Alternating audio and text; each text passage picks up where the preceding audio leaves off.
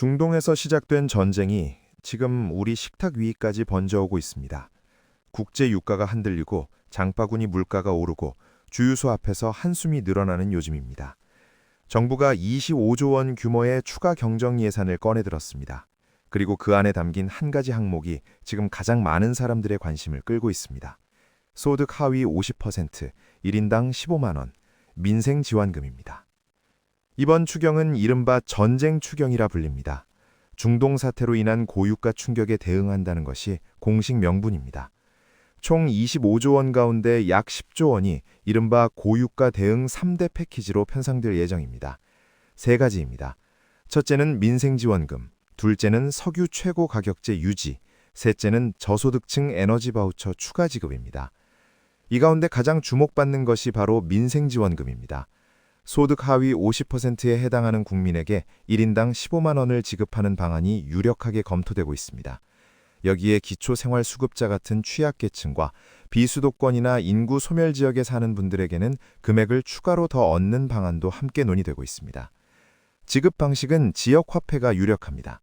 지역경제 순환 효과를 높이고 소득과 지역에 따라 금액을 차등 적용하기에 유리하다는 이유에서입니다. 다만 청와대는 해당 보도에 대해 사실과 다르다고 즉각 해명했습니다. 세부 내용은 아직 확정 전입니다.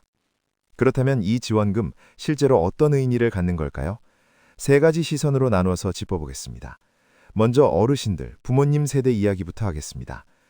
매달 나오는 국민연금으로 생활비를 맞추시는 분들에게 유가 상승은 단순한 뉴스가 아닙니다.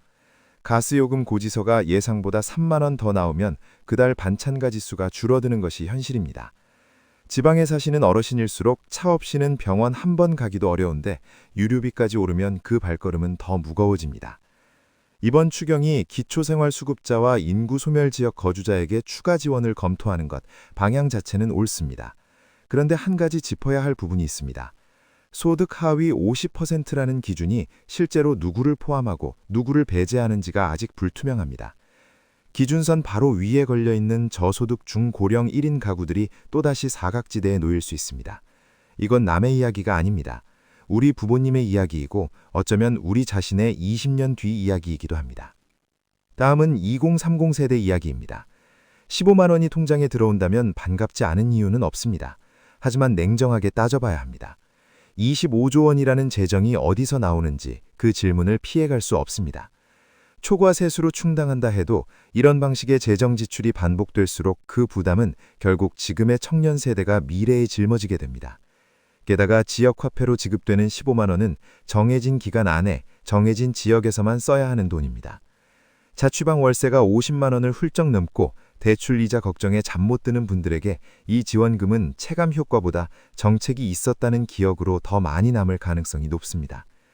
진짜 문제는 15만 원이 아니라 이 돈이 쓰이고 난 뒤에 달라지는 것이 없다는 데 있습니다. 마지막으로 시장과 투자 관점에서 보겠습니다. 10조 원이 넘는 현금성 자금이 지역 화폐 방식으로 단기간에 시중에 풀린다면 골목 상권과 지역 소비재 업종에 일시적인 매출 반등이 나타날 수 있습니다. 하지만 이 효과는 단발성이 강합니다. 지난해 소비 쿠폰 지급 직후 반짝 소비가 살아났다가 이내 꺼진 것을 시장은 이미 경험했습니다. 더 주목해야 할 지점은 고유가 대응과 에너지 바우처, 석유 최고 가격제가 하나의 패키지로 묶였다는 사실입니다. 에너지 업종의 손실을 국가 재정이 계속 떠안는 구조가 이어진다면 관련 업종의 수익성과 정책 리스크를 함께 점검해야 할 시점입니다. 단순한 지원금 뉴스가 아니라 재정 운영 방향의 신호로 읽어야 합니다. 이번 지원금이 지역화폐로 지급될 경우 효과는 수도권보다 비수도권에서 상대적으로 크게 나타날 가능성이 있습니다. 지역화폐는 소비가 그 지역 안에서 순환되도록 설계된 도구이기 때문입니다. 상권이 이미 위축된 지방 중소도시의 골목 식당과 소매점에는 실질적인 유동성을 더해줄 수 있습니다. 하지만 이 돈이 단발성 소비로 끝나지 않으려면 설계가 정밀해야 합니다. 모바일 지역화폐를 다루기 어려운 고령층을 위한 별도의 지급수단이 반드시 마련되어야 합니다. 어르신이 스마트폰 앱을 몰라서 지원금을 못 받는 일이 생겨서는 안 됩니다. 더 나아가 이 돈의 사용처를 지역 의료나 복지 서비스와 연계하는 방식도 검토해 볼 만합니다. 15만 원으로 병원비 일부를 충당하거나 지역 약국에서 사용할 수 있도록 하는 것이 단순히 일반 소비로 소진되는 것보다 정책 효과가 더 오래, 더 깊이 남습니다. 그리고 한 가지 더 짚어야 할 것이 있습니다. 6월 지방선거가 앞두고 있다는 점에서 일각에서는 이번 추경이 돈 풀기 포퓰리즘이라는 비판을 피하기 어렵다는 시각도 나오고 있습니다. 이번 한 번으로 끝나지 않고 이런 방식의 재정 지원이 반복될수록 사회 전체의 재정 기대치는 높아집니다. 그 기대치를 관리하는 것도 정책의 역할입니다. 돈을 푸는 것은 어렵지 않습니다. 그 돈이 누구의 삶에 어떤 방식으로 얼마나 오래 닿느냐, 그것이 바로 정책의 품격을 결정합니다.